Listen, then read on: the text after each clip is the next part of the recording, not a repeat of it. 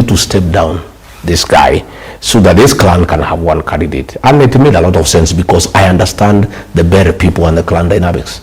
Because I'm from the mountain, I understand those things. So I withdrew the candidate. But then the government approached Kuria. Kuria is part of the Ruto administration. He's not in... No, he's part of it. His party, the Chama Chakazi, is one of the many wheelbarrows I talk about. You know, Ruto has so many wheelbarrows in the mountain. Parties that he uses for his own use. So he called that wheelbarrow to get this guy. This guy got 2,500 votes. Those votes, because of the clan dynamics, would have gone to Newton Karis. Yeah, despite the theft of the election and the voter suppression and the bribery and the violence, probably if those votes went to him, it would have been different. And I have told the people of the mountain, this is going to happen a little bit more. There are so many wheelbarrows in the mountain, and William Ruto will be checking where it is. He introduces 2-3 wheelbarrows to divide the vote. But as it were, people are very intelligent. People now even know. I'm even happy that it happened because I've been talking about it.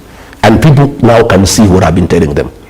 That Ruto has many wheelbarrows in the mountain that he will be unleashing to interfere with the outcome of elections in various constituencies and counties. So people must be aware which is their party, which is the party they can rely on, and we'll call out the wheelbarrows so that people know them. When they see them, they know they are wheelbarrows. Yeah? But Kuria and Ruto are one, and they were on the same side, you know, and that is the way it was planned, and it defeated what I had done because I had withdrawn the candidate to allow the united opposition to have one candidate to face the other. But you see now through Kuria, another candidate was introduced to divide the vote for Newton Karis.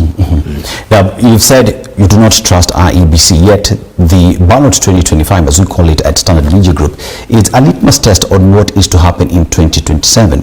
If we look at what has happened in 2025 and that pending credence in the sense that in 2027 we might see more and more of this, like you said, we might have more wheelbarrow parties, as you call them, in 2027.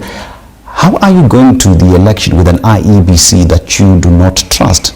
Well, we don't have a choice. What we have to do is just improve our mechanism to gather our votes. And the people will gather the votes. Despite the voter suppression, despite the violence, despite the intimidation, the people of Narok made their point. The people of Kenya will do so. And it's good these by-elections have happened. We have now known the use of goons. The people will be prepared to deal with goons. I can tell you, these goons will not disturb anybody any other time in this country. They will be dealt with. The use of police in civilian clothes, people will deal with it. We are very happy that these by-elections happened. We have known what Ruto intends to do, the use of goons and police for voter suppression, for interfering with the will of the people. It is good it has happened in good time. We're going to educate our people. There will be a lot of civic education in the next 1.5 years. As we start meetings in February, wherever we go, we'll be educating our people. Again, let me also tell you, it is easy to bungle a by-election because you are dealing with one vote. In Narok, we had one agent. What will happen in 2007? There will be 10 agents for the MCs. There will be another 6 agents for the MP. There will be another 4 agents for the governor. There will be another 4 agents for the senator. There will be another 3 agents for the women rep. There will be 6 agents for the president. You will find in the classrooms there are 30 agents. And those 30 agents, you cannot make them agree on how to bungle the election because they have different interests. So what will happen is that all of them will protect the credibility of the vote. You know, the agents, because they are many, they will protect the credibility of the vote. Again, each candidate will organize men to protect the polling station from the goons. But you see now, in Bere there was only one candidate. His capacity to protect the polling station is diminished because he's just one person. But where you have 6, you have more than 40 candidates in a polling station fighting. Each one is fighting to win. Those people, they will mobilize 20, 30, 40 people each. There will be 500 people outside there saying you cannot interfere with this election. And we know it's good it has happened. Kenyans are wiser, you know. The Maasais in Narok are saying, had we known that you said goons here, wangekuta sisi tungewangoja. So 2027, the Maasais in Narok will be waiting. They will protect the polling station with their means, and they have the means to protect the polling station from anybody, including the police. So we want to say the police is very embarrassing that the National Police Service have made goons a part of the service. They work together. IG has surrendered the command of the National Police Service to politicians. It's a shame. It's so sad. It's unbelievable at this age that goons can take over the National Police Service. You know, it's unbelievable. Even the other day, the president said that all the goons who attacked us in Kariobangi should be arrested and charged. The following day, the National Police spokesman gave some 80 names. It is 1 week. None has been taken to court. And they will not be taken because they are part of government. These are government goons. The one is by the PS Internal Security. So nobody will take them to court. So the president is just wasting our time. He's just enjoying the people of Kenya, saying we don't want goons. I've directed IG, he stands there, he salutes. It's 1 week since he gave the instruction. The names were given, who has been taken to court. And nobody will be taken to court because these goons are part of the government arrangement to manage politics. So what will happen is that the people of Kenya will prepare themselves to deal with the goons, to deal with the police.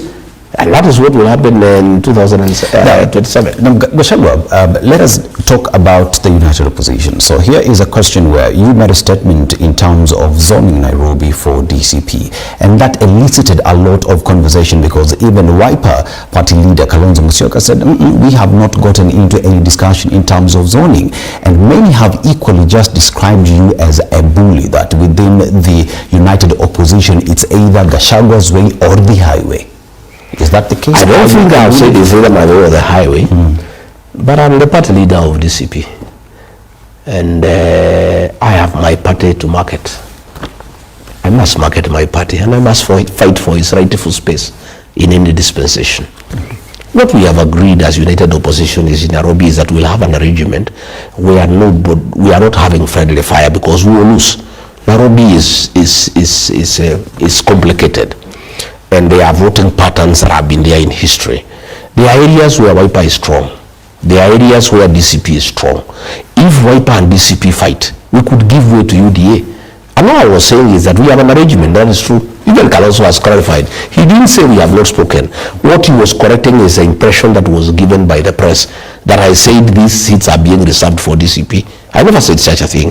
What I said is that between DCP and Wiper, among ourselves, we will take all these seats. That's what I said. I didn't say that before DCP. That's not the statement you made. No, that's what I said. I said between DCP and Wiper, we'll take 16 out of 17 Mr. Gachagua, you're quoted saying that in Nairobi, the governor position would go to I DCP. said yes. I said I would. You said yes, that senator position would go to DCP. I did. You said that 17 seats of member of parliament would go to DCP. No, I didn't say that.